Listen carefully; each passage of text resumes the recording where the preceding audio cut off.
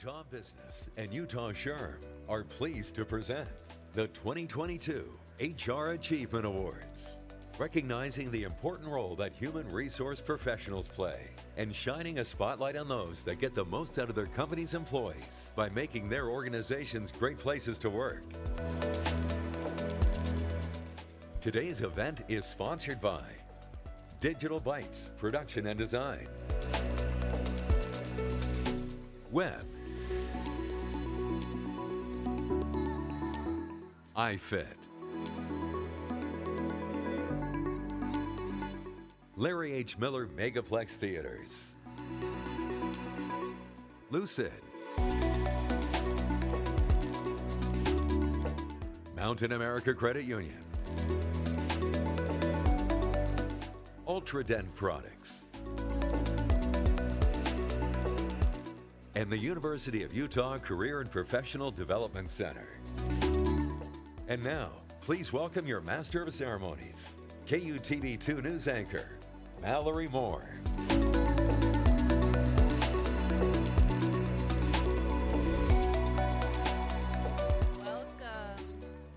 Welcome everyone. I know we're all so excited, chatty, getting into our seats for our delicious luncheon. So if everyone just wants to find their seats, we want to welcome you to the 5th Annual Utah Business and Utah SHRM HR Achievement Awards. And we want to say congratulations to all the honorees.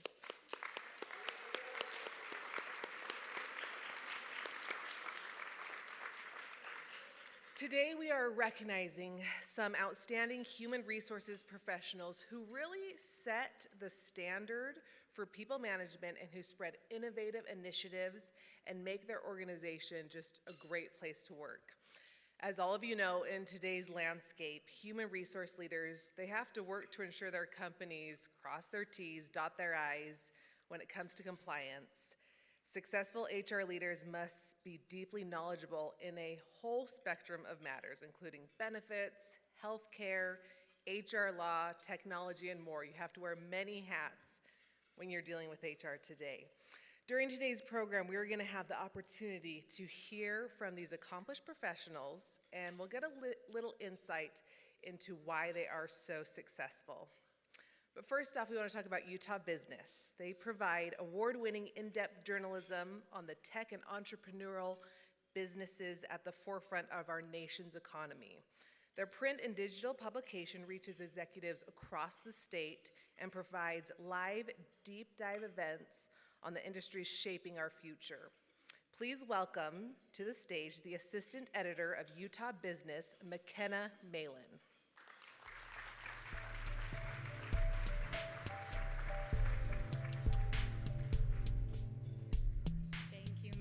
And good afternoon. On behalf of Utah Business, welcome and thank you all for being here to honor an inspiring group of human resources professionals. And thank you, Mallory Moore, KUTV2 News Anchor, for being here to help us celebrate these impressive honorees. I would also like to thank our sponsor, Utah SHRM, as well as sponsors Digital Bytes Production and Design and Web. And many thanks to our primary sponsors. Thank you all for your support.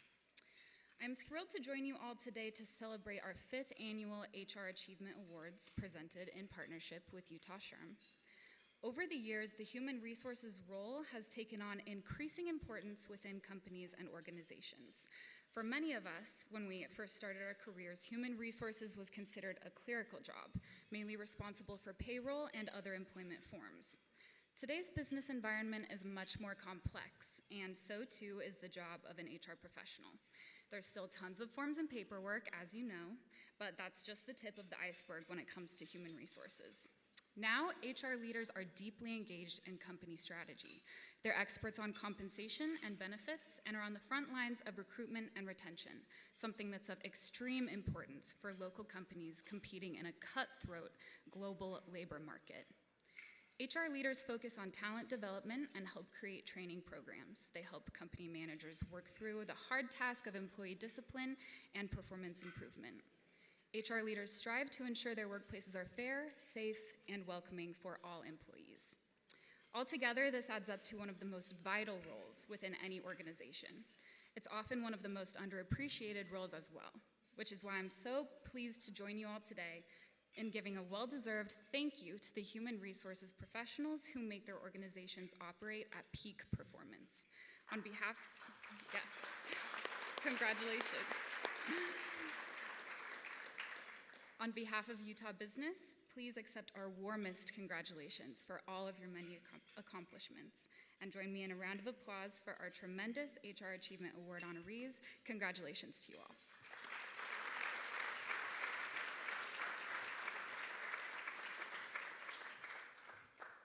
Thank you so much, McKenna. Okay, now we want to take a moment and talk about Web. Web is a full-service event company based right here in Salt Lake City. In addition to live events, just like the one that you're at today, Web is also producing virtual events to help clients continue delivering their message to thousands of attendees around the world. Whether virtual or live, Web is one of the most creative, one of the most innovative event companies in the market. And we could go on and on talking about all they do, but we just want to show you, so take a look.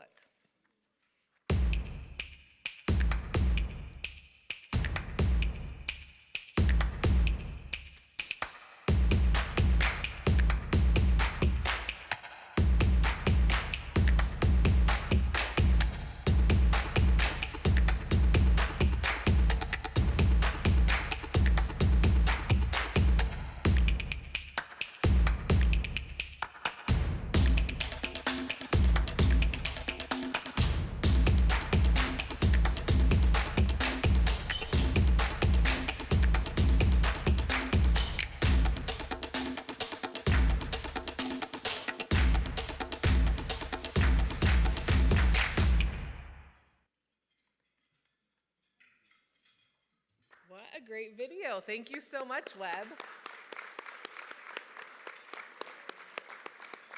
I think I need to send you over to channel 2. We can step up our game a little bit. That was a very good video. All right, let's talk a little bit about Utah SHRM. They serve to elevate and connect the HR profession within the business community in Utah while supporting the needs of HR professionals, the community, and the leaders and volunteers of the 5 local SHRM chapters across the state. Utah SHRM and the 5 local SHRM chapters are affiliates of the Society for Human Resources Management, the world's largest HR membership community representing 300,000 professionals in more than 165 countries. SHRM and its affiliates, they really empower people and workplaces, and they do this by advancing HR practices, maximizing human potential, and building a world of work that works for all. Please give a warm welcome to SHRM Utah State Director Steve Smith.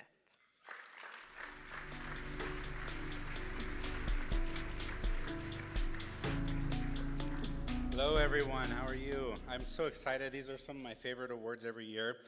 As she mentioned, SHRM, the Society for Human Resource Management, creates better workplaces where employers and employees can thrive together. As the voice of all things work, workers, and the workplace, SHRM is the foremost expert, convener, and thought leader on issues impacting today's evolving workplaces. And more than 95% of Fortune 500 companies rely on SHRM to be their go-to resource for all things work and their business partner in creating next-generation workplaces. And as she mentioned, with 300,000 members and business executive members across the country, and actually in over 165 countries, SHRM impacts the lives of more than 115 million workers and families globally.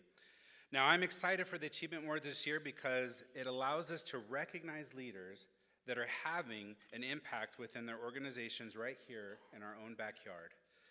The forward-thinking and adaptability of these professionals has a direct impact on the HR profession here in Utah. And as you will soon learn, the reason we want to recognize these professionals this year is because of their outstanding achievement within the profession and within their own organization. The theme of SHRM is cause the effect. And there is no question that as we learn more about the winners today, they are truly causing the effect in their own organizations, which is creating a lasting impact for the future of Utah and Utah business. The theme of our Utah SHRM Work Elevated Conference this year, as presented by GBS Benefits at the end of August, is to boldly go where HR has never gone before. And in June, at the national conference in New Orleans, our CEO, Johnny C. Taylor, encouraged all business and HR leaders to boldly bring about the changes that we want to see in the world of work and also create a more inclusive world of HR for future generations. The winners you will meet today are doing just that, and we are excited to salute and recognize them for these achievements within the best profession in the country, human resources.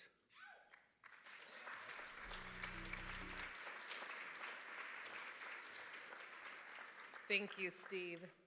All right, we want to move on to our keynote speaker for this afternoon.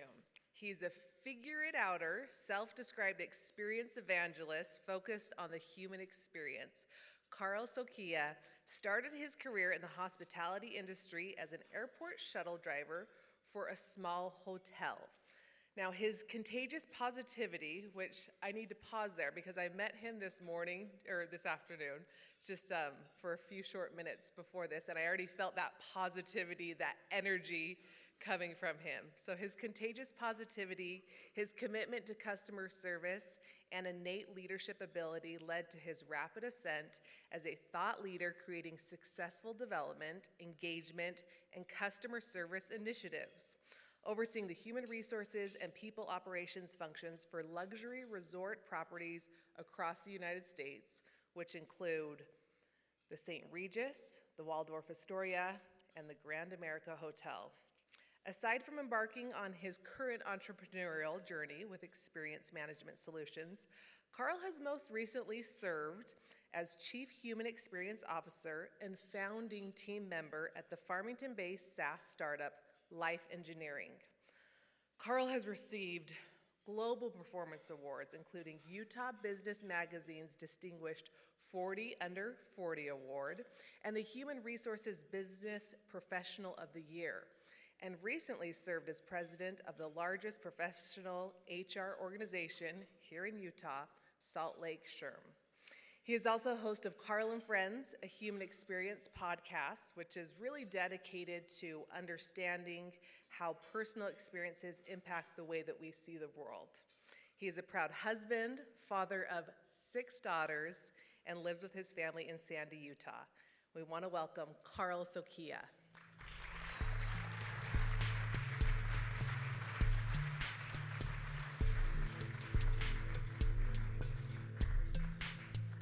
My dear friends and colleagues, aloha!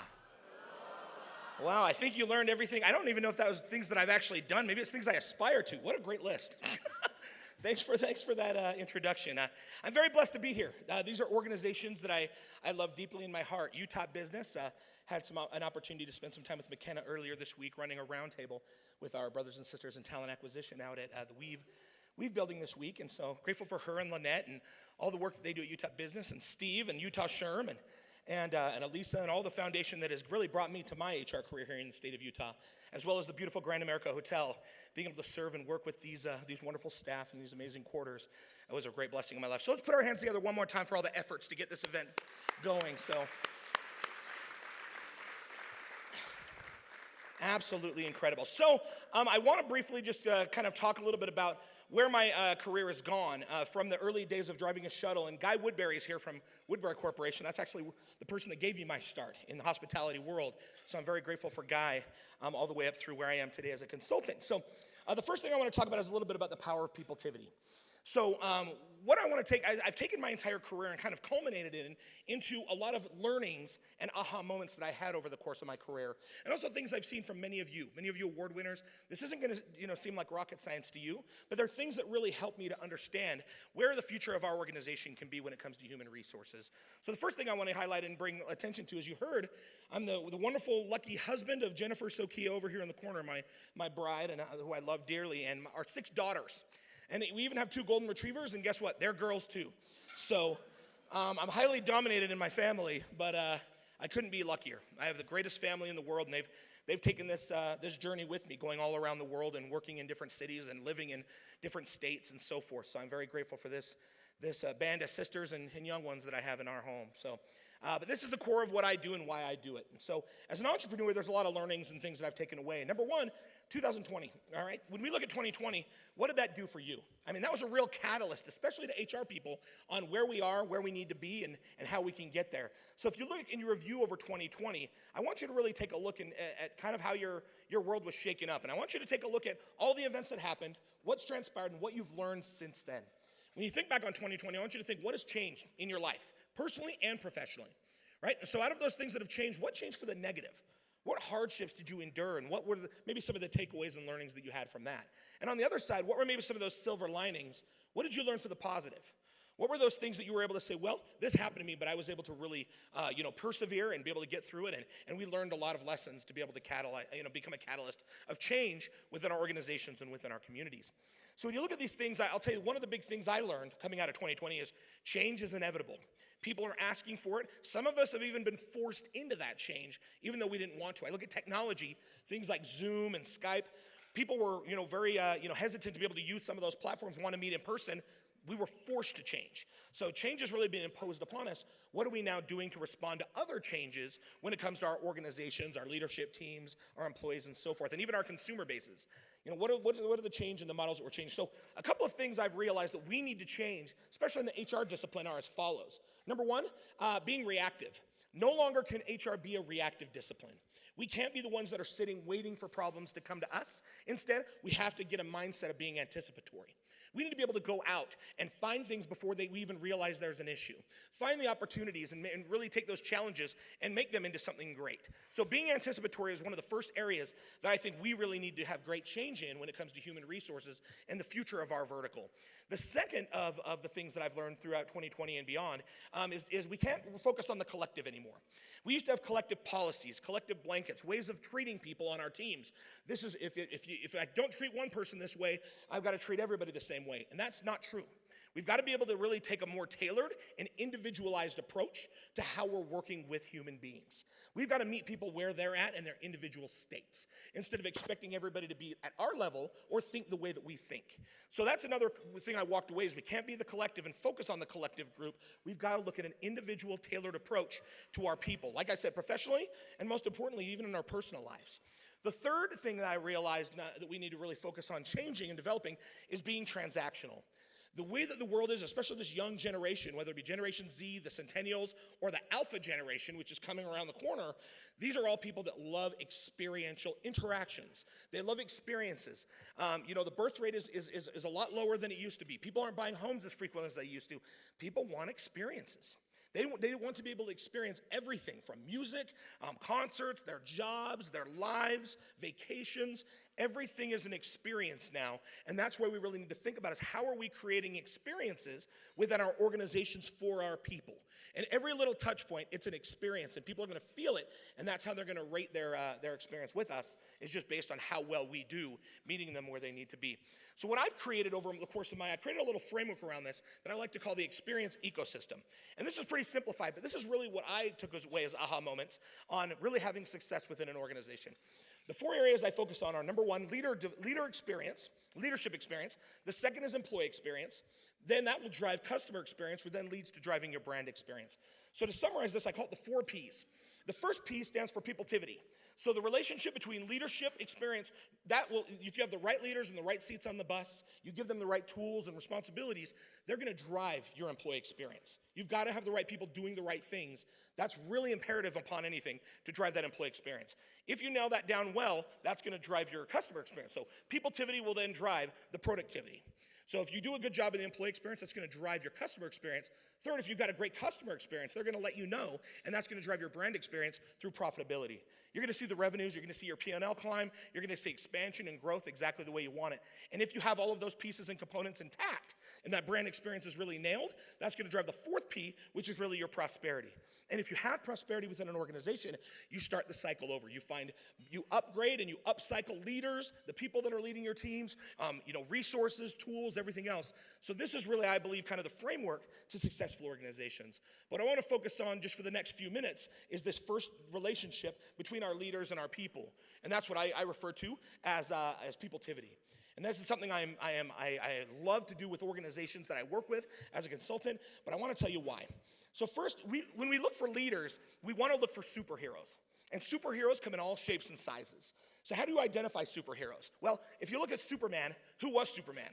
Well, he's a guy that worked at a newspaper, Clark Kent. He had glasses and a suit, and he went to work every day. But once he stepped into that telephone booth, he ripped off his suit and his glasses, and he became Superman, and he was flying through the air using laser beam vision, saving lives. Well, what changed in Superman? Nothing. It was all inside him all along. So what do we need to do to identify those superheroes that are that are applying for our organization, that are currently within our organization? Because again, superheroes come in all shapes and sizes. So what are those superpowers that our people hold, and how do we help them to really exercise those superpowers and magnify their responsibilities? So I think one way we really look for superheroes right now is traditional. We look at resumes. We look at LinkedIn. And really, what is a resume to you? To me, you heard my intro. I sit down and told you all the greatest things about me, right? That's what a resume is. Well, Carl is incredible. He won all these awards. Fascinating guy. So funny, right? And that's what a resume is. We tell you the highlights as we see them and give them to you and sell you on it. It's not a 360 of our real experience. So it's a key and it's a tool that we utilize, but how can we better dig deeper to understand the individual opportunity that a person can bring to our organization, to our teams, and so forth? Well, one of the big things we need to really leverage on is analytics. Has anybody ever seen Moneyball? It was one of my favorite shows, one of my favorite movies. In this movie, and it's based on a true story, you've got Billy Beane, who's played by Brad Pitt. And Billy Beane wanted to buck the system. He wanted to change the trend of the way the Oakland Athletics were going. They didn't have the money to go out and buy the players that the New York Yankees had. They couldn't do what you would traditionally associate with greatness, and so they had to get really creative. So they adopted a principle called sabermetrics. Sabermetrics looked at the data and the analytics in the baseball world, and it suggested if you want good players and a good team to win, what you need to do is you need to look at a couple of components. Really, you need to look at their slugging percentage and their on-base average. If you can look at on-base percentage and their slugging percentage, those two things are going to indicate that you're going to win. So he went into this room of all these white-haired people that have been there for 100 years, and he said, this is what we need to do. And they were saying, and they were rating their people, they were saying, oh, so-and-so's not a good pitcher. Well, how do you know he's not a good pitcher? He's got an ugly girlfriend. So what does that have to do with things? It means he lacks any kind of courage, and he'll shut her down when things get tough. And you're thinking, what? Where did this old antiquated way of people? I've been doing this for 100 years, right? But instead of leveraging and using the analytics. Long story short, if you haven't seen the movie and know the story, they go on to have an exceptional season, almost win a championship, and then the Boston Red Sox adopt this same technology, use sabermetrics, won a championship, break the curse of the great Bambino. When everybody was rejecting it, they were the ones that were brave and went out and tried a whole new way of assessing people. And that's through that sabermetric. So what are we doing in our organizations and in our groups and communities to use the data? Instead of looking at a resume, using our heart, using tradition, what are we doing to go and get data? Well, I want to introduce a little data that I use in my consulting that might be helpful. There's a gentleman named Paul Hertz, Dr. Paul Hertz. He was a professor at NYU and a statistician by trade. He was an understudy to a gentleman by the name of W. Edwards Deming. If anybody's ever heard of Deming theory, they're big in manufacturing. Edwards Deming is a genius when it comes to statistics. So he became his understudy, built an entire group called the Paul Hertz Group. Phenomenal. They were going through and looking at process, and really they were pre-Six Sigma, the ones that were creating efficiencies in business. One day he's at one of his customers and says, things aren't working the way that they should be. They are with the process, but not with the people. What is it that motivates and drives human beings? Goes home to his wife, Deborah Levine, who happens to be a psychologist, and says, what is it that drives human behavior, honey? What motivates people? And they went on a 16-year journey to be able to identify what subconsciously motivates human beings. Really incredible and fascinating research. What they end up coming up with is we're all different. We're unique.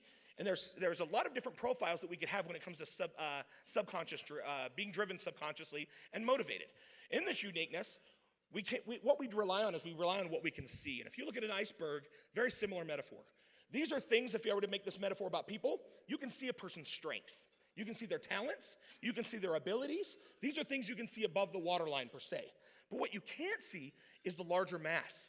This is what's holding all of that up. You see, two people can look and act exactly the same and have the same interests and strengths, but be motivated totally differently because that's in their subconscious. It's not something you can see, yet it's so relevant and so important.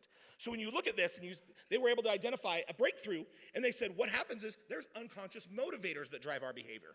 These subconscious and unconscious motivations are what drive everything that we do and we experience. And so what they said is we've identified there are 9 unconscious motivations. Enneagram uses a similar platform when they talk about motivations that goes back to ancient Christianity. With these 9 unconscious motivations, what they identified is when you are a child, an infant, all 9 of these are active. If you look at your children, when they fall over, they look to you and they look for you to say, oh, are you okay? Or, oh my gosh, are you okay? And they start to cry versus, oh, you're fine. Get up, it's okay. And they won't respond because what they're doing is they're developing those motivations. So all 9 are active in children and toddlers. The science shows that by the time you turn 12 to 13 years old, 4 of them become the most dominant and drive all of your motivation and behaviors subconsciously. By the time you turn 18 years old, 17, 18, 19 years old in that window, 2 of them will drive your motivations unconsciously for the rest of your life. They don't change. Throughout the rest of your adulthood, those 2 will still be your drivers and your motivations for the rest of your life. So how do you identify what those are? Well, there's tools to be able to do that, and that's some of the things I utilize. But what are those 9 unconscious motivators? And you might look within yourself and say, what 2 are mine? Which are my 2? So if you look at this list, these are the 9 unconscious motivators that Dr. Hertz was able to identify. For things to be perfect, correct, and right, we call these our 1s. To be needed and appreciated, these are our people that love to serve and help. You know, these are our 2s.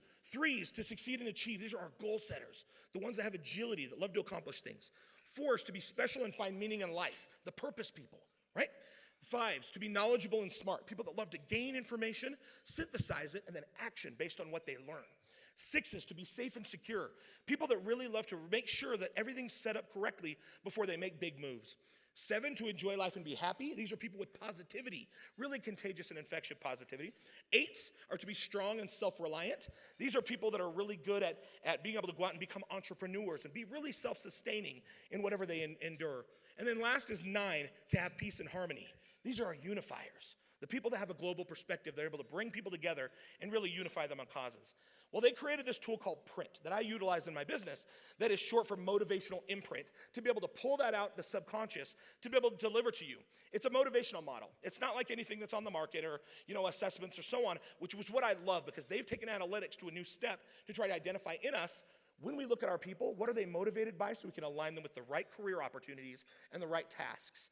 So this is just an example of Billy Bean in our business to say, what are you utilizing to try and draw these things out to match people with what they're doing? And if you match them with their motivation, they're going to be in their best self, and that's going to be contagious and cascade. When they're not, they're in what's called shadow behavior, and that's where they're just not happy, trying to make their motivation really match with what they're doing. And again, there's a lot of construct validity, bias validity. His whole thing is he's a statistician. He wanted to make sure it was valid.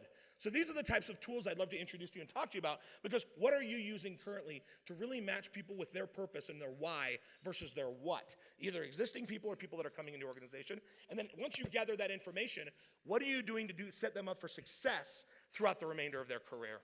So that's just a quick idea of something I had as an idea that I use in my business. A great quote from Jim Clifton that really nails this home when it comes to leader experience. Here's something they'll probably never teach you in business school. The single biggest decision you make in your job, bigger than all the rest, is who you name manager. When you name the right people to manage your company's workplace, everything goes well. People love their jobs, your customers are engaged, and life is great. When you name the wrong person manager, nothing fixes that bad decision. Not compensation, not benefits, nothing. And that's from Jim Clifton. You can read all about him in It's the Manager and many other works by Gallup. But I believe he's right. When we don't have the right people on the right seats of the bus in this leadership component, very, very hard to create a great culture and very hard to really maximize your employee engagement. So just in closing, I want to talk about a little bit why peopletivity matters. There's a couple of examples I use. Number one, has anybody ever been to this place up here on the door? One of my other first jobs, I worked at Blockbuster. Right? Friday and Saturday night, I probably saw all you guys coming in. Right? You come in, get your videos, and plan your weekend. Well, that's gone. They didn't adapt, and Netflix and all these other streaming services, they took the charge, right? Where else does this happen? Well, you look at if you go, I used to go to Walmart all the time, or Fred Meyer, or wherever it may be, and develop my film. You been doing this lately? Yeah, they didn't pivot either. They didn't know how to pivot. So what happened is, now you can just do this on your phone, send it to all your friends, and post it for the world to see, right? So there's change that came. So where did these two organizations fail? Well, they really failed to pivot. And where they failed to pivot was really in the innovation, right? I think a lot of people have solved innovation now, and we've moved on from innovation. So now where do we pivot? Well, when you call for taxis, they say, oh, it's very hard to get a taxi. They don't meet you where you need to be. You always have to find them. Well, what came along? Uber. So Uber solved for the innovation. But what didn't they solve for, right? Well, this is what Uber looks like. Okay, in May 2020, when we had the major layoffs coming as kind of the byproduct of COVID reaching everybody, this is what happened with Uber. Uber had layoffs. They laid off 14% of their team. They informed all the affected employees at once via an online Zoom call. With trip volume down, the difficult and unfortunate reality is there's not enough work for many frontline customers to support employers. As a result, we're eliminating 3,500 frontline customer support roles. Your role is impacted, and today will be your last day working with Uber. And that was the message. How do you think that went over, right? They solved for innovation, but they didn't solve for us the people, right? This is one of their core values, though. We are customer obsessed. We act like owners. Not about their people, it's about the customer. And that really showed through in the way that they handled that situation.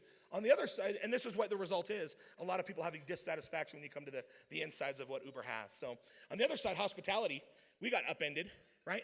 And people said, oh, we're not gonna stay at hotels. We're gonna go to a house down the road and be able to all get a kitchen and have a swimming pool and so on. Airbnb came to the front, solved for innovation, right?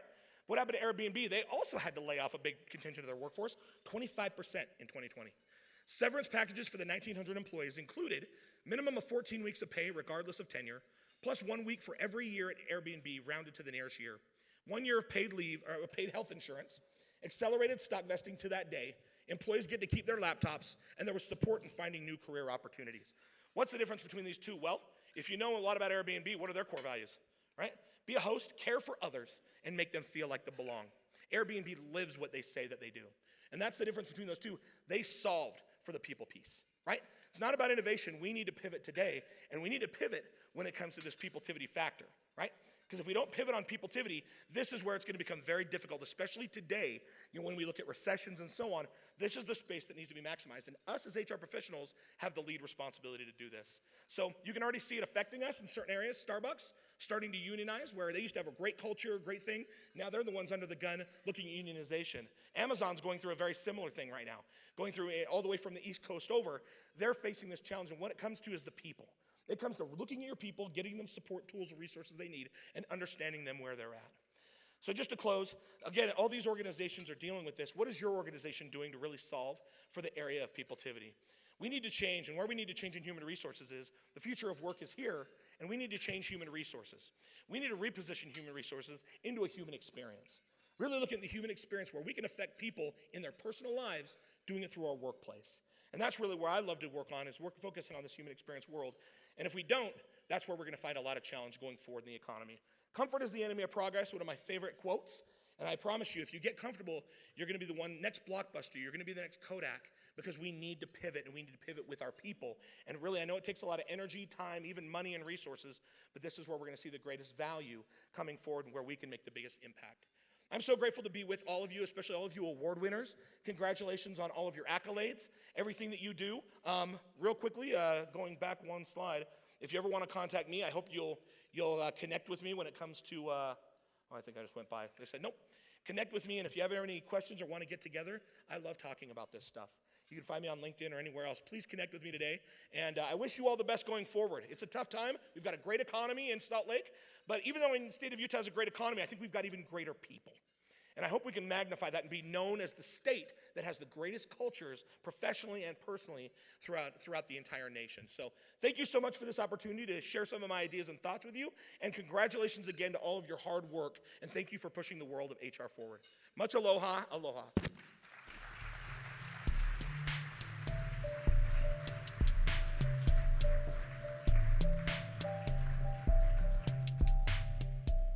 Thank you so much, Carl. That was such a great presentation, eye-opening, innovative, and just thank you for all of your wise words there. Now we want to move on to the recognition part of this program, and we are really recognizing our HR Achievement honorees, and we are starting from small and moving our way to large companies. So the first award recipient that we're going to recognize this afternoon is Brooks Kirkheimer. So please look at your video screens to learn a little bit more about Brooks.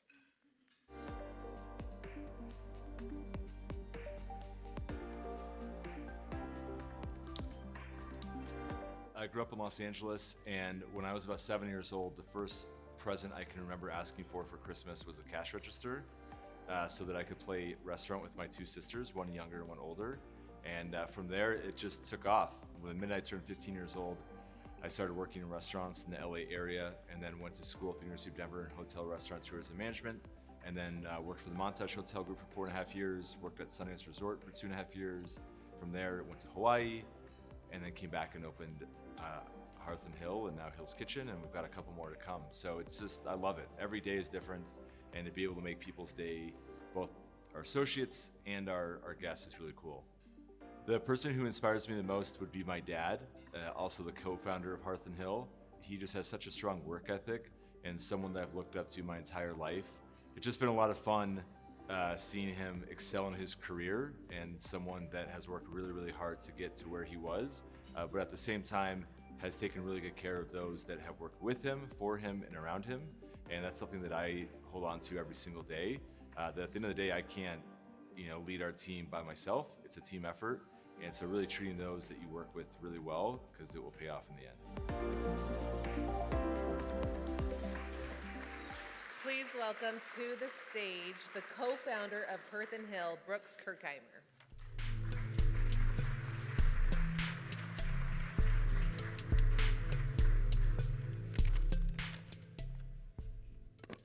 Thank you to Utah Business for this award and for highlighting the importance of human capital in all its dimensions. Congratulations to all the fellow winners today. As we all know, especially in these past few years, every business out there is a winner for all the challenges that we're facing in human resources. The quick story goes, when I was 7 years old, I asked for a cash register so I could play pretend restaurant with my two sisters with the dream of one day opening my own restaurant. Fast forward a few decades and here we are in Park City. Before we opened, we came up with the mission statement of inspire our associates, thrill our guests, and enrich our community. As we say, there's a reason that inspire our associates is first in that statement. Because as all of you in this room today know, without our associates, which is our word for employees, you have nothing, especially in a restaurant setting like ours, where they are the stars. We have a couple with us today, our Director of Operations, Ryan Michelson, and our Events and Catering Manager, Steph Rook. Thank you for your and all of our associates' tireless work for making my dream come true every day. Also, a huge thank you to my entire family, especially as you saw in the video, my co-founder and dad, David Kirsheimer, who could not be here today, and to my wife, who is here today, Catherine, who inspires me every day. Family describes both our ownership and the type of culture we try to maintain. And I will end by saying, never take for granted the impact that each of us can have on our associates, because truly the littlest things can impact their days and lives. Thank you so much.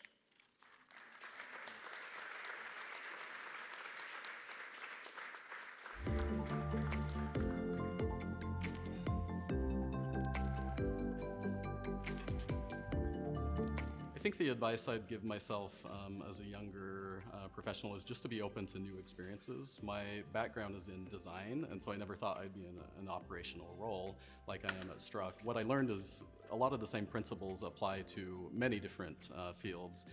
With design, the process is about being iterative, collaborative, and human-centered, and those really bring a unique perspective to talent and operations in an organization. I think one of the unique things about my role that I've learned is just that every different specialization is equally important. With my background, I always thought, design and visual design is the only important thing in an advertising agency, but I've quickly learned that every role is equally important, and it's all about collaboration and all of those team members working together. And it's really helped me understand all of the different fields and how they all come together. It's kind of an obvious thing that we all need to be human-centered, but a lot of times we get into processes and compliance and other things like that. And so I think the field and organizations really need to evolve to just be focusing on having empathy for employees and what works best for them.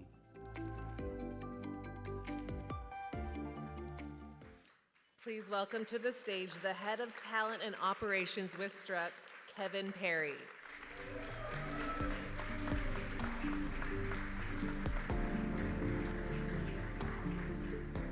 So when I graduated design school, I never thought that I'd be connected to all these HR experts in this room, so it's exciting.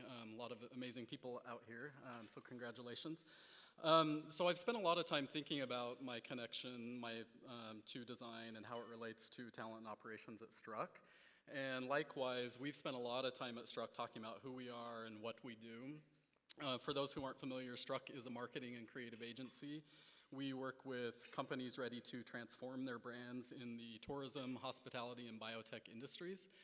And the more we've talked about, who we are and what we do, we realize that's only one part of the equation. Really, we should be asking ourselves why it is we do what we do. And so to me, that's where design comes in. So as I was saying in the video and some of the things Carl was saying as well, design thinking is really about this human-centered mindset that we think is essential in creating a culture, inclusivity in the workplace. Carl was mentioning similar things, but it really changes HR from being about processes and compliance to one that's more about reimagining the whole experience. And so that could be our physical environment, our digital environment, how we retain, how we attract, how we select employees. And so to us, that human-centered experience is really the why of what we do, but it's also how we work with clients as well. We really make sure that we're focusing on partnering with our clients to deliver useful, more meaningful solutions for their customers. So in the nutshell, I think design and HR are connected. We just may not realize it, but thanks to Andrew, our CEO, Pauline, our president, for always advocating and driving that at Struck, and also Fran Naisbitt, who encourages these values with HR and recruiting at Struck every day. Thank you.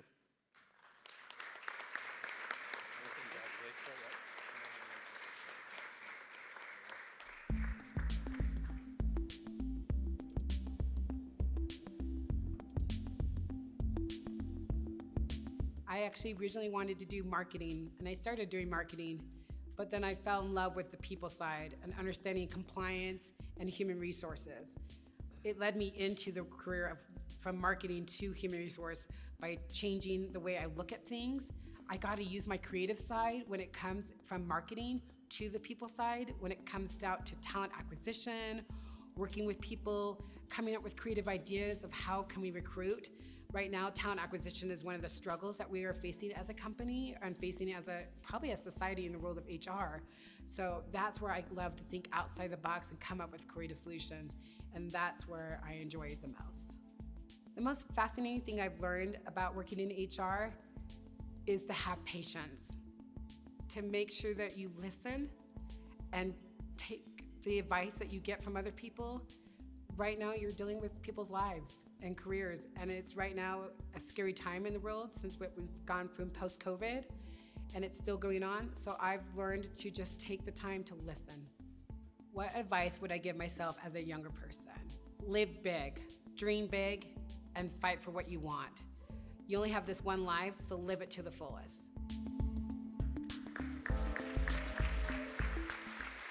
Please welcome for Bandwango Inc., Director of Human Resources, Zachary Rakert.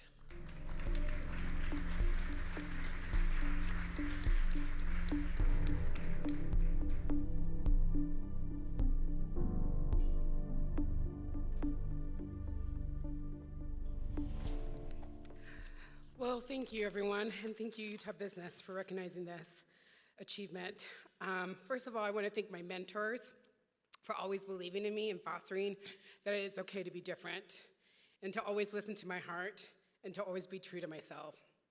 I also want to give a shout out today, a huge shout out to my CEO and my right arm, Brandon, who's here from my team and my company to help me foster a company of culture. I believe that culture starts at the top with your CEO or your executive team, and I am so thankful that I have a company where they value our company's core values of listening and taking the time to make sure that culture is our number one thing. I'm gonna end the speech off with this. It's one of my favorite songs to end off with. Nothing's Gonna Stop Us Now by Starship. No, I'm not gonna sing for you, but this. We can build this dream together, standing strong forever. Nothing's gonna stop us now. So thank you.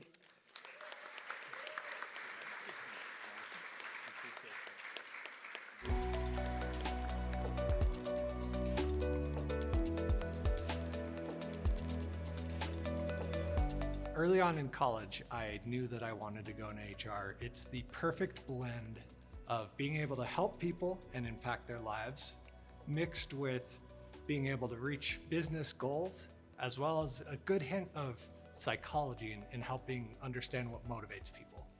The most rewarding thing about HR to me is that I get to help other people enjoy their careers more. You have someone coming in straight out of college or from a different company, and your style of HR shapes their experience that they have in the organization. So at ASEA, I've been able to have a lot of impact on helping people enjoy coming to work more.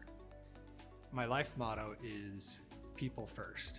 You take a look at the whole person and you build everything else around them. Really taking a look at what they can do, and that's where discretionary effort comes from, where they can thrive based on their strengths, based on their abilities. It's not just a work thing, it's with my family, it's with friends. In any environment, it's the people first, not the thing that we're accomplishing. Congratulations to Nick Enlow, Senior Director of Global Human Resources for ASEA LLC.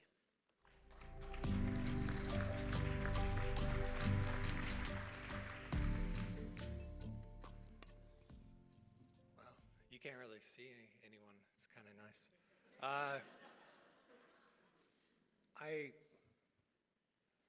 I know it's cliche to say that it's all about the people, and we've all heard the jokes throughout our careers that you go into HR because you hate people, but the reality of it is we're the connection between business results and the people that make those results happen. And I said it in the video, but it really is the best part of my job, being able to help others enjoy their jobs more.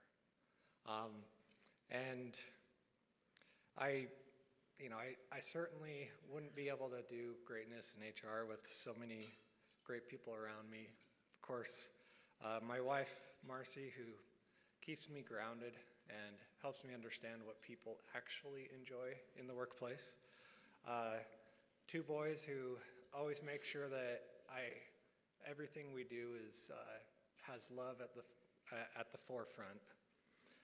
My team that takes all the hard work in stride and really does the bulk of what our organization sees from the people and HR side. And I'm really grateful for so many great mentors, many of whom are in this room, 3 that joined me from ASEA, who I've learned so much, have had such great perspectives to help us really be a people-first organization and get results. So congratulations to everyone else who's being awarded today, and thank you all for this honor.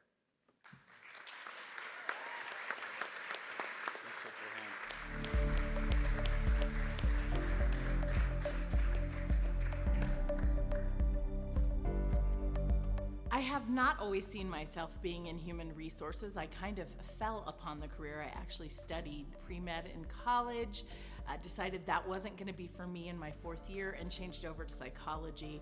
I ended up moving out to Utah to ski and had a night job waiting tables, and decided to jump into HR because there was an opening at the organization I was working at.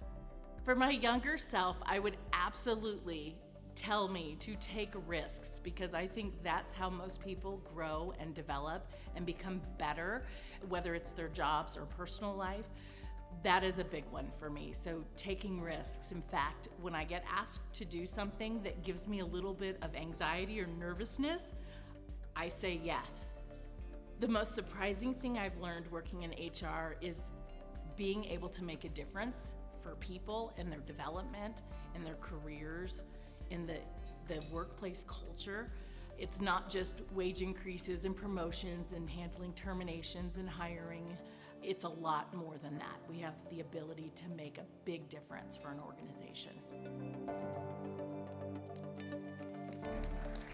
Please welcome Executive Vice President of Human Resources with Tab Pink, Susan Hostetter.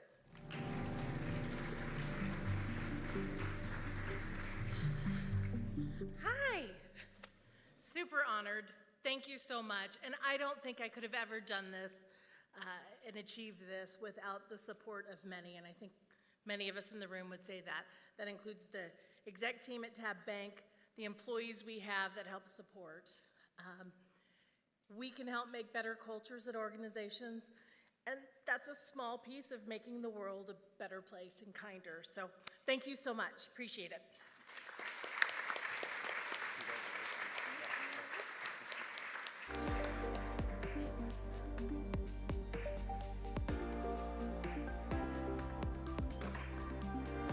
So I got into HR I started off at a company as the receptionist, and then I slowly started taking on new projects and helping out, and I became an executive assistant for a couple of the executives at the company I was at.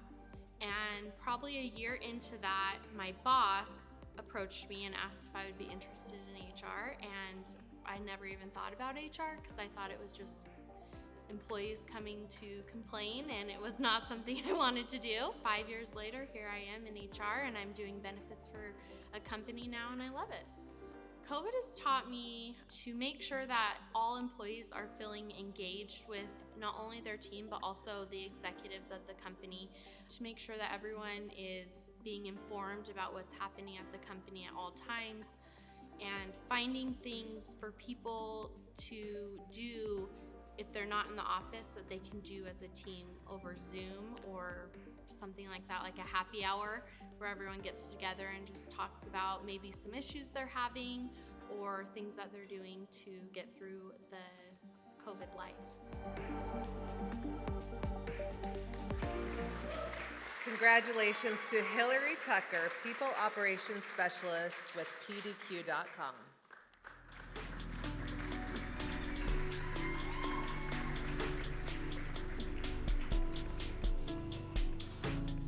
Okay, hi, yeah, okay, you really can't see everyone, so this is great. Thank you, Utah Business and Gabriella at Diversified for nominating me for this. It's an honor, something I never even knew existed, so it's fun. Also, I'd like to thank Sarah Signori, who is not here, but she has taught me so much about what I know in HR and gave me the chance to go over to PDQ with her and learn more and do more, so I'm just so grateful for that, and for everyone at PDQ who trusts me with their benefits, and because that's what I do. So yeah, thank you.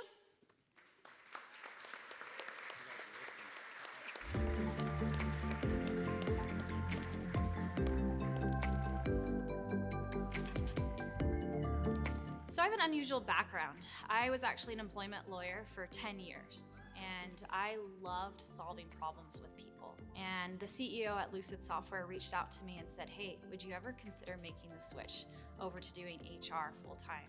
And I took the leap, and it's been the best career decision I've made. One of my life mottos is to make and keep commitments. I believe that dependability leads to trust and respect and loyalty.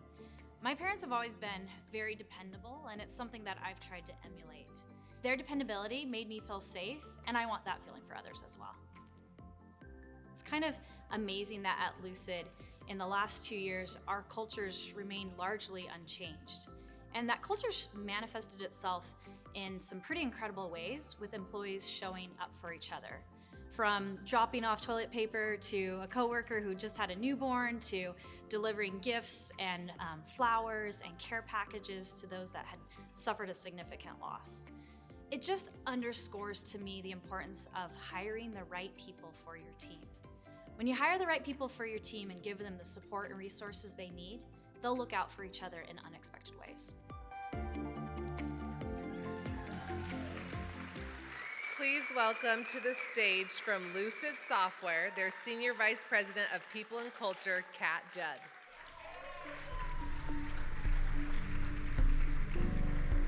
Wow, it is such an honor to be recognized among this incredible group. I think we can all agree that the most rewarding part of our job is the people and the relationships that we build with each other.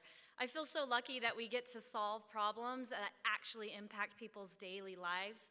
I feel lucky and fortunate to work with employees that are creative and respectful and so smart. I feel like that we have built this incredible culture at Lucid, and we did it together. I want to say a big thank you to my incredible team. They are brilliant, and they are so fun to work with. I want to say thank you also to my family, especially my husband, for their ongoing support, and thank you, Utah Business, for this honor.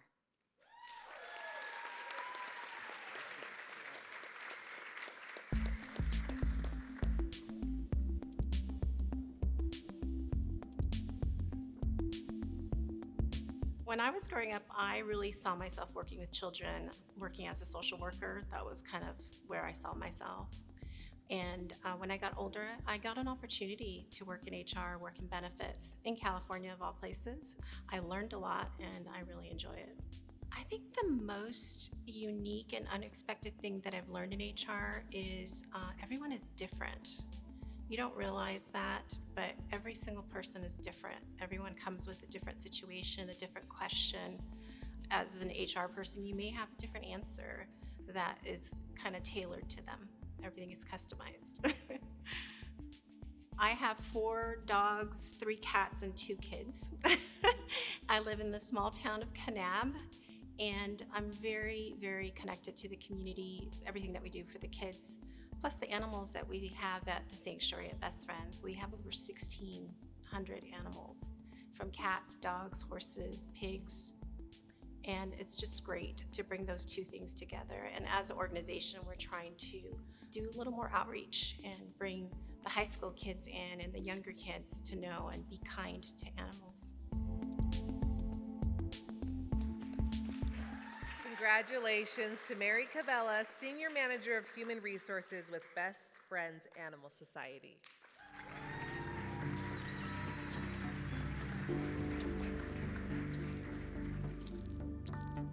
Thank you so much for this honor. I have the privilege of working for Best Friends Animal Society, where our mission is to save the lives of dogs and cats in shelters nationwide. And we know that we cannot have this mission or complete this mission without our people. So we have leaders that have wanted us to take care of our employees. We've enhanced performance. We've enhanced our compensation. We've been able to take care of our frontline staff. And we continue to move forward and do so for the future. And a special thank you to everyone who joined me today, my family, friends, coworkers, and we will continue to move forward to make Best Friends one of the best places to work. Thank you so much. Yeah, I'll get it.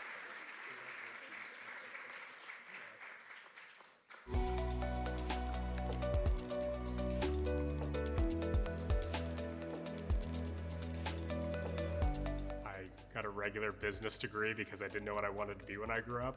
Ended up after a job change making my way to Megaplex and starting in a role that was a bit of a hybrid role, and ended up getting kind of moved in the direction of HR as I saw what a great department it was and had the opportunity to get in on the ground floor. And Larry H. Miller and Megaplex Theaters is such a great company that they really believe in their people, and have had the opportunity to grow within the department and within the company because of their belief in me and my belief in them. So I think in a post-COVID world, it's more important than it's ever been. I think helping people feel a part of things, helping people feel like they're not just a number, that they're not just someone that could be on the chopping block later on, but really helping them see their value and their worth to the company. And I think coming out of COVID, coming out of all the burnout that pretty much everyone experienced during, at least at some point during COVID, helping them feel really appreciated and cared about is in a lot of ways more important than money. Being innovative and constantly thinking of new ways that we can do that is really, really important. Please welcome Sam Wood, Vice President of People and Culture with the Larry H. Miller Megaplex Theaters.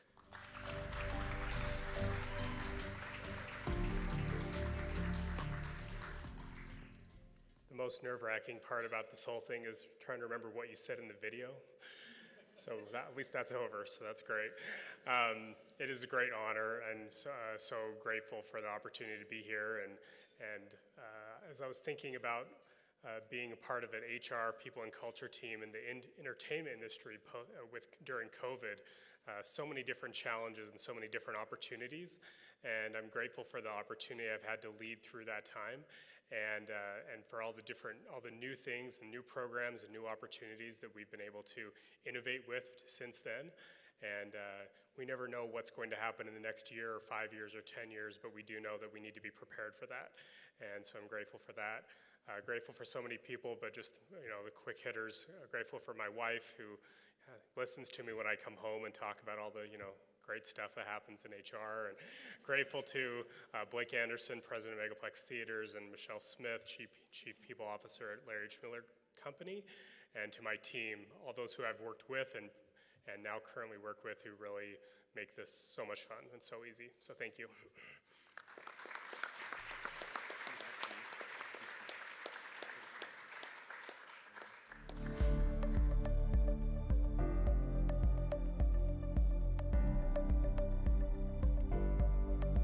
I wanted to be a baseball player. I played baseball into college and then realized that wasn't for me, so I wanted to play baseball, and that just didn't work out for me. I transitioned into HR after I took a class at my college degree program where they taught organizational behavior.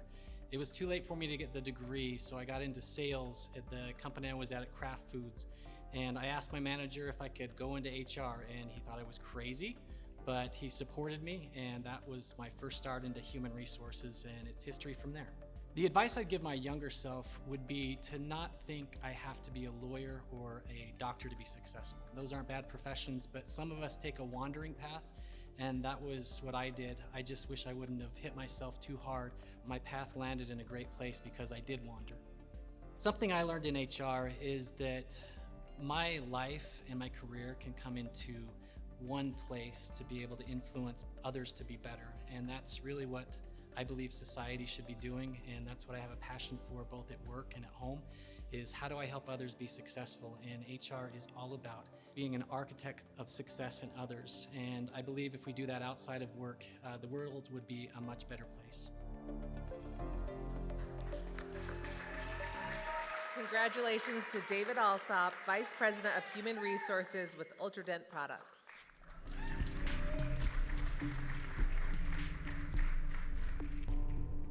I think those that know me well know I hate this. But one thing I wanted to do is just, if you can look at table 7 and give them a hand. I don't believe any of us do this without people behind us. As leaders, individual awards are really representative of those that uplift us and help us. And at Ultradent, our HR team believes in being architects of success in others. We believe in losing ourselves to others, and as I said in my video, I always wanted to lose myself to others because I don't like the limelight. But the amazing thing about what happens when we lose ourselves to the success of others in our companies, in our homes, in our teams, in our leaders, we end up feeling the best because we're the ones doing the noble work behind the scenes to help them be better. And we don't have to be the ones in the limelight to have that success. So I'm grateful for the opportunity to represent my team, the team that's here. I'm grateful for the opportunity to have a spouse that allows me to have the laughter at work and then go home. And as we say at our work, we laugh and seek therapy. I have therapy at home with my wife, Heather. So thank you for doing what you guys do in HR. I started Disrupt HR 5 years ago with Elisa here in the room to be able to help us think differently, to modernize HR, to be able to be as innovative as this market is in business. And as we do that, we make people succeed for business. So thank you, and best wishes and congratulations to everybody.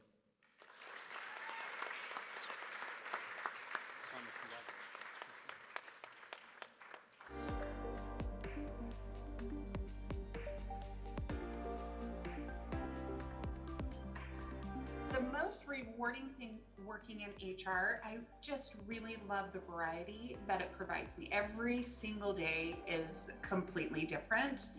I really feel rewarded by helping the employees here, changing employees' lives for the better, but that's probably the most rewarding part of my job. Who inspired me most and why was probably my mom. She really gave us all the confidence to anything that we work hard for that we can achieve. So we are always doing our best, in our family, and really just was our biggest cheerleader. So there was nothing in our minds that, that if we put forth the effort that we couldn't accomplish. How do I see human resources and talent acquisition progress in the future? I really think by implementing company-wide values, a lot of HR initiatives. I hope to see HR progress into a higher quality of workforce, planning strategically for us. Implementing a new LMS system really is helping us in a performance management. We are really working on building a seamless platform for all of that. Please give a very warm welcome to the Chief Human Resources Officer with IFIT, Jennifer Clark.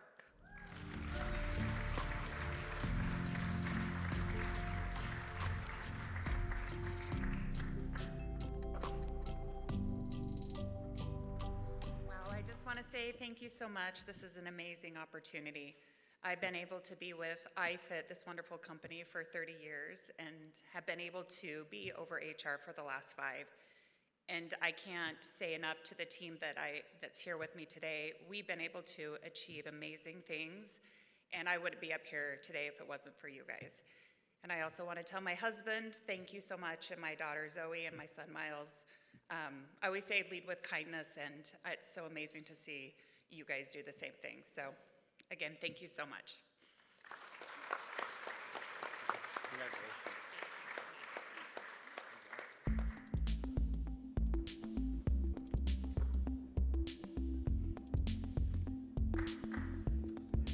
I started in my career working in a truck shop at 11 years old, and I worked there all through high school. And I saw a lot of different leaders come through and how that impacted people. So I always wanted to do something that helped, create good environments for people to be successful. What I thought I would be doing was maybe a motivational type of speaker or own a consulting ranch. I've always wanted to combine my interest with helping people be highly successful with the outdoors, which I love. So I'm not quite the same, but I still have that as aspirational, and I still really enjoy the place that I'm playing in because I do think it has that ability to really make a difference for people and create positive environments that help customers have a great experience with our organization. How do companies take care of employees? That is the million-dollar question. Coming out of COVID and being in this now hybrid world, I don't think we know yet exactly what that looks like. One thing I do think is important as a part of that is understanding our employee value proposition. What do we offer to our companies and to our employees? And then how do we go about delivering that? I think defining that and having clarity around that and our culture, how do we attract people to that culture? How do we help them connect to that culture? And how do we help them become advocates will be really important pieces for us over the next couple of years. Congrats to Trent Savage, Chief Human Resources Officer with Mountain America Credit Union.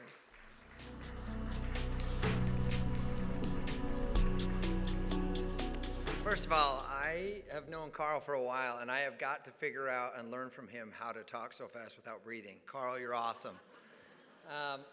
First of all, thanks to SHRM and Utah Business. This is a real great honor, and I'm really honored to be here with all the other honorees. It's a real privilege. There's 3 things in particular that I'm grateful for today. One is the experiences that I've had in my career. I had the opportunity to go to Procter & Gamble early in my career and learn what it means for HR to help really build high-performing organizations. And how do you drive high performance in a business and high engagement? And I'm grateful for those experiences that have shaped who I am and how I think about HR today. Second, I'm grateful for my team, as are many of you. In my career, I can count the number of times on one hand that I've had what I would call special teams, teams that really just connect all the cogs, fit and work together. And I would definitely say that I have one of those today, and I'm grateful for the team that I work with. They are amazing and do great work, so thank you to all of you. I'm also grateful for great partners that we have. Third, I would just say I'm grateful for my family. Early on, my wife and I, we moved a lot. My daughter, oldest daughter, when she was 8, her claim to fame was she lived in 4 different states in a different country. And, that was a lot of sacrifice on her part and my family. So I'm appreciative of her and her willingness to support me, and just honored to be with all of you today. Thank you.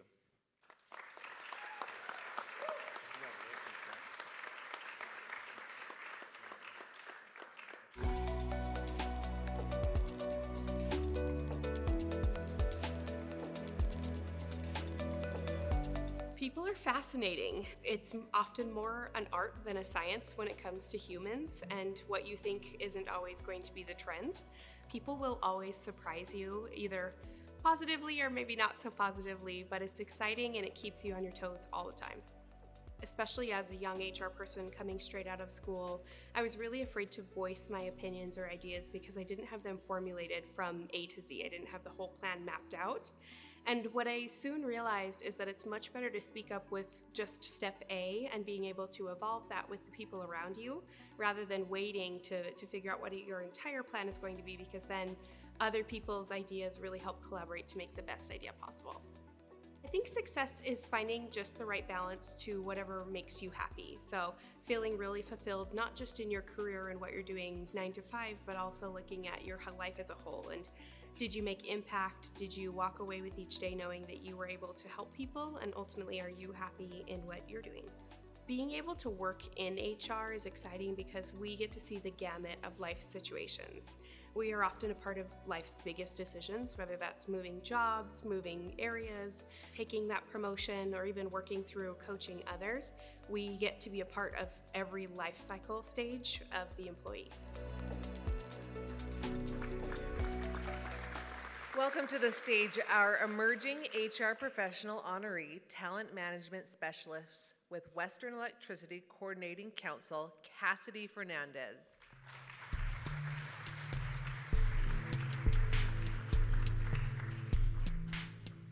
Wow, I didn't think my hair could get any bigger, but that screen just proved me wrong. So, I'd like to first off thank Utah Business Magazine and Utah SHRM for hosting this magnificent event, and congratulate all of my fellow awardees. It's been a great honor, and I'm honestly overwhelmed to even be listed in the same pages as you all. I'd like to extend a special thank you to Lisa Duckworth for her continued partnership, as well as my supervisor and my career mentor, Janine Wilson. She's been with me since day one of my career, and it's been absolutely instrumental to all of my experiences. I'd also like to thank my team at WEC. They are wonderful, and we are building such a wonderful team there. It's been an honor and a privilege to be a part of that. And the last thing that I'd like to share is understanding what our future looks like in HR. When I was graduating from high school, my parents had given me a bracelet that had the inscription from Eleanor Roosevelt, the future belongs to those that believe in the beauty of their dreams. And when I entered college, I didn't really know what I wanted to do, so I, like others in the room, decided to get a business degree and ended up specializing in HR. And now I'm able to fulfill that dream every day of helping others fulfill their own dreams. So as we move forward today and thinking about our careers in HR and how we support others, let's help by realizing those dreams. Thank you.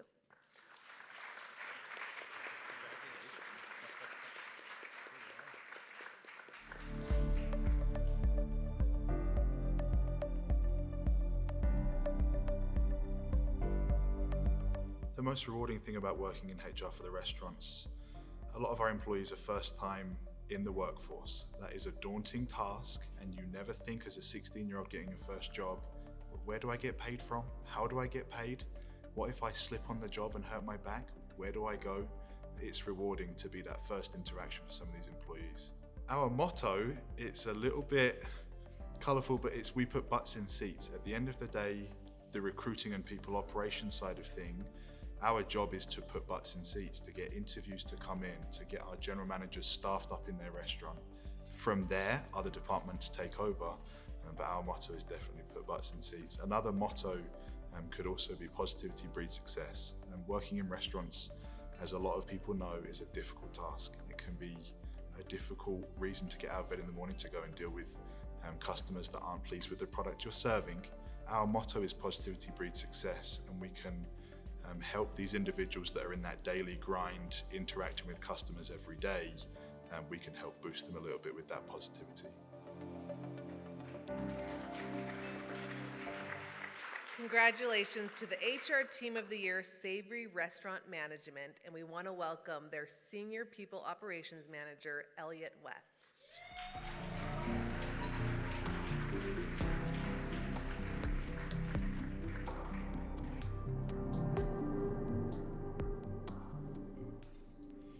Ladies and gentlemen, good afternoon.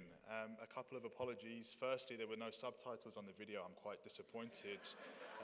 Apologies that we don't have subtitles still. Again, another apology. This is a team award for the Savory HR team. I'm sorry, it's my ugly mug that gets up on the stage, right?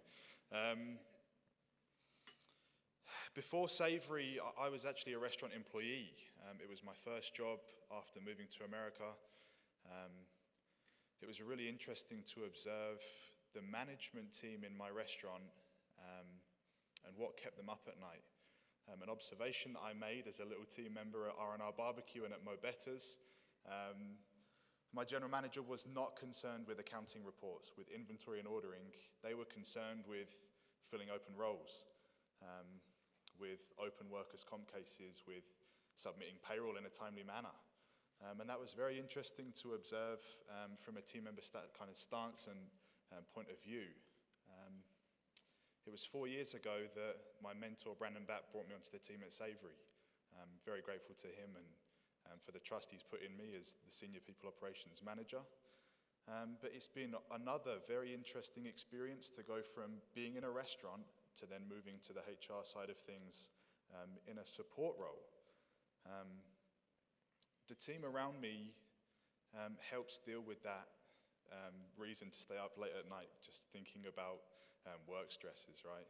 If it was just me by myself, I don't think I'd sleep much, but my gratitude runs deep for the team. When I first joined the team, there was about 2.5, maybe 3 of us, and today we're 16 strong. So I'm grateful for the resources that have been given to us so we can support the restaurants that we're with. I'll never get a chance like this again. To be in front of some of the top HR people, leaders in the States.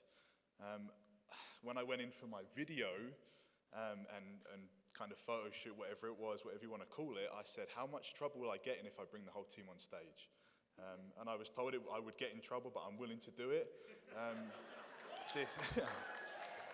This is a team award, and I'd love to personally recognize those individuals that could be with us today. I do have them listed so I don't leave anyone out. Firstly, to bring on the stage and recognize Meredith Parker. She is our field recruiter for Mo Better's. Meredith. Following Meredith, we have Megan Ferris, our latest addition to the team. She is our new VIA 313 recruiter. Thank you, Megan. We also have Josh Cheatham, our leadership recruiter for Mo Better's. Josh, thank you. Following Josh, we have Talmage Gull, our Mo Better's recruiting coordinator. Talmage, thank you, mate. The brain behind the operation, Mara Hansen, our people operations analyst at Savory Management. And the most talented and handsome of the group, Noah Rubel, our people operations manager. Thank you, Noah. There's plenty of people that couldn't be with us today, and they know who they are. I hope they don't think they're in accounting. They are in human capital, and I'm grateful for them. We do also have one last person still sat at our table, Brandon Batt. He is our fearless leader. We're grateful for you, Brandon. Thank you.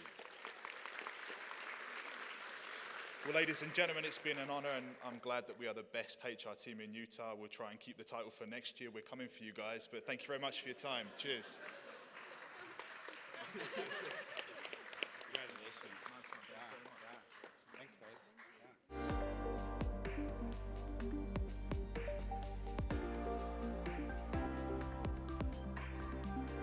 When I first got out of graduate school, or my actual undergraduate, I thought I'd be a counselor. My undergraduate degree was in psychology, and I thought I'd be a marriage or family therapist. And I talked to the people who did that stuff, and when I talked to them, I thought, I can't do that. That's too intense. I came home, and my wife was working for a learning and development department, and so I think it'd be really good in HR. She doesn't even remember the conversation, but it was a life changer for me. Here I am 40 some odd years later having done HR. The biggest, I guess, surprise was just the number of times you're in very difficult, challenging, tension-filled situations. Whether you're working with an employee who feels harassed, or you're working with a manager who doesn't know what to do with an employee that's not performing, and you're in those trying to coach, advise, help, get everybody to the best solution possible. I didn't understand before getting into the field that how often that comes up and how challenging they can be. What legacy or what I would like to be known for long-term for my career was the opportunity to work in organizations to really balance the various demands and needs, senior leadership, management, employees, that the culture is really a healthy culture for all of those groups. There's a real balance sometimes you have to achieve, depending on the organization that you're working for, how profit-driven they are or how employee-driven they are. But to leave a legacy that both entities, whether it's employees or managers or the leadership, all feel like you are a real contributor to what was best for the largest group, a win-win for all those.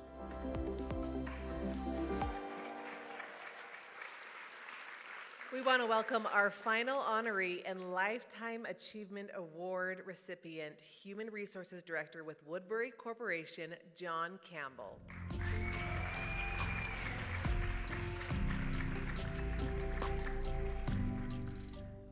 A couple of weeks ago, well, I guess a couple of months ago, I was kind of embarrassed when a couple of folks came to me and said, we're going to recommend you for this achievement award. And then when I found out that I was getting it, and it was the Lifetime Achievement Award, I thought, well, it's because I'm so old. 45 years doing this and no sign of stopping. It's just been a great pleasure for me to work in this really unique field. I've worked for 9 different organizations, and then about 10 years I worked as a consultant for another 45 or 50, and I think of all the marvelous leaders and people that I've worked with, and particularly right now, I work for the Woodbury Corporation, a corporation of great integrity. Appreciate so much Guy and Randy. Randy Woodbury, the CEO, he and I went to high school together. Graduated from Skyline High in '71, and he invited me to come and work for him and develop an HR organization. It's been a great privilege. I do have to say that I know that any recognition I get, a lot of it is due in part to my great wife, Chris. She sustains me. She is such a positive part of my life. I'm grateful she can be here. She's getting over a transplant and a stroke right now. Grateful for my son who's here, who does such great care for her. Those are the things that really matter, personal and family and relationships. And that's why I love working where I do. There's great relationships, great integrity. Thank you so much.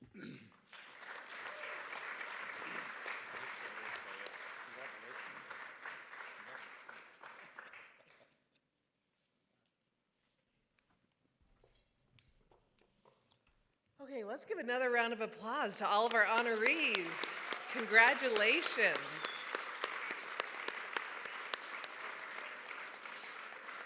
I feel really lucky to have been with you all this afternoon and to get a little insight into the HR world. It's been interesting to hear how each of these honorees some fell into this in different ways. They weren't planning on going into HR. Some thought from a young age that that's what they were going to do, and some are at the beginning of their careers, some at the end of their careers. And I actually think it's pretty fitting that I'm with you this afternoon. I've spent a lot of time in HR lately, not because I was in trouble, but you can probably tell I'm getting close to my maternity leave. So I have been working with our head of HR, and I was in her office recently. We were working through some paperwork, something had gone wrong. We were figuring it out, and she said, I was talking to her about her kind of career path and how she got there.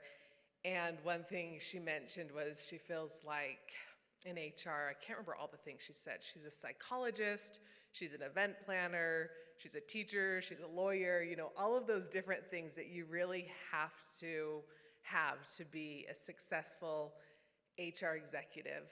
And you can tell today the passion and the hard work and the people-oriented type of people that you are that makes that happen. And I did love the one, can't remember which one, but one of the videos saying you get to be involved in some big life decisions of the people, which is great. The big moves, the babies, whatever it may be, and how people-oriented and forward-thinking you are. And Carl really spoke to that as well, talking about peopletivity and how to pivot and how to be forward-thinking and keep HR moving forward. So again, congratulations to all of those who were recognized today.